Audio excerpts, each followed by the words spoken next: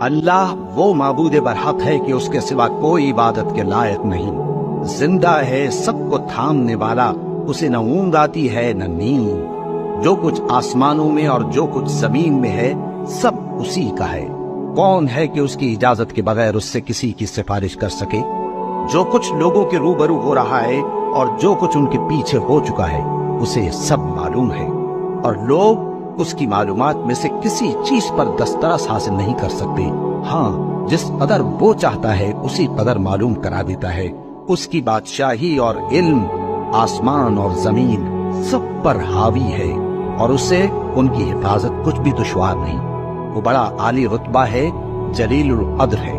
سو مسلمانوں، نماز قائم کرو اور زکوٰۃ دو اور اللہ کے دین کی رسی کو پکڑے رہو، وہی تمہارا دوست ہے۔